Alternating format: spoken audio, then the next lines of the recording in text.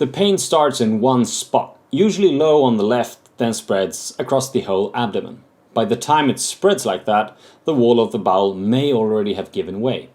I'm a surgeon and I'll show you what doctors look for when diverticulitis turns dangerous. I am a colorectal surgeon. This is general education and not advice about your own body. If something feels truly wrong right now, the safest step is to be seen in person, not to finish a video. Most people with diverticulitis never reach the point we're talking about today. They have small pouches in the colon wall, usually on the lower left side. One pouch becomes inflamed and the area gets tender, and often it settles on its own. But sometimes the inflammation does not stay contained. The wall thins, weakens and can break open.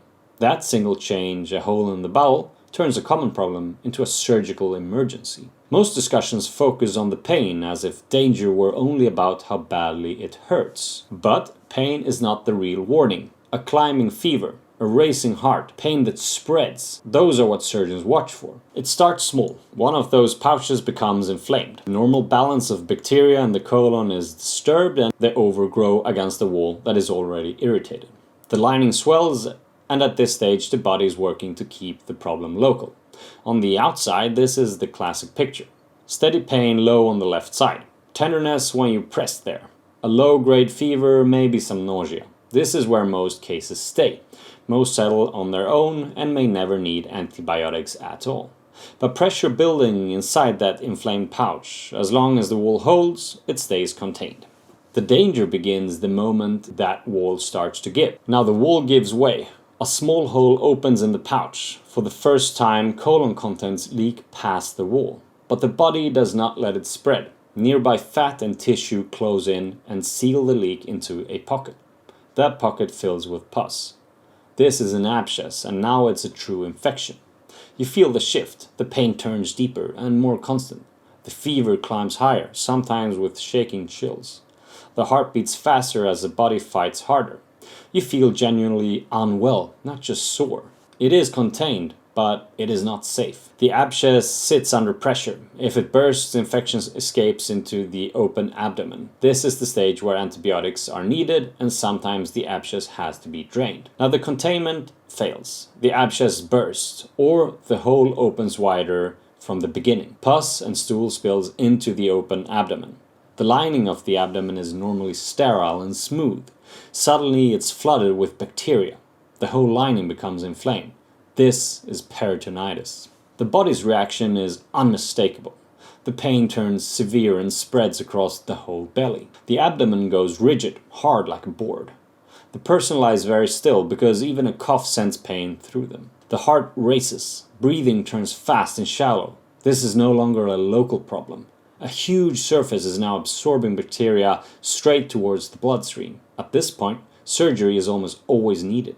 Now the infection is everywhere. Bacteria and toxins pour into the bloodstream, and the whole body reacts at once. This is sepsis. Blood vessels widen and leak. Blood pressure starts to fall. The heart races to keep blood moving, but it cannot keep up. Breathing turns fast and shallow.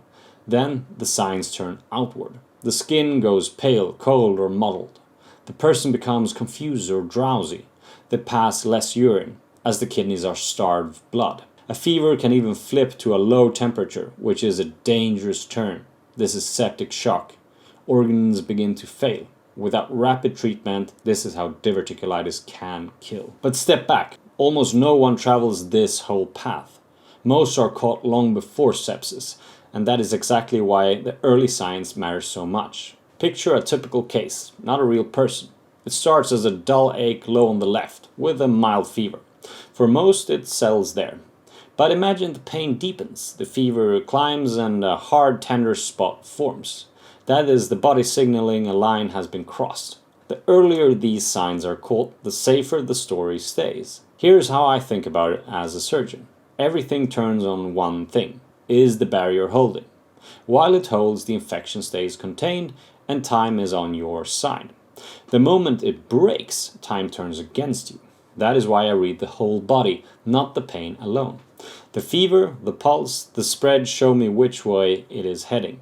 If you want a surgeon's view on symptoms that actually matter, consider subscribing. That is what this channel is for. One honest thing. Not everyone follows this loud classic pattern. In older adults or anyone whose immune system is weakened, the signals can stay more quiet. Less pain, little fever, even when things are serious. So a calm body is not always a safe one. Remember the pattern, not the fear. Diverticulitis turns dangerous only when the barrier breaks and infection escapes. Contained, then free, then the whole body. The warning is rarely the pain alone. It is the body changing, the spreading pain, the climbing fever, the racing pulse. Catch that shift early and the story almost always stays a safe one.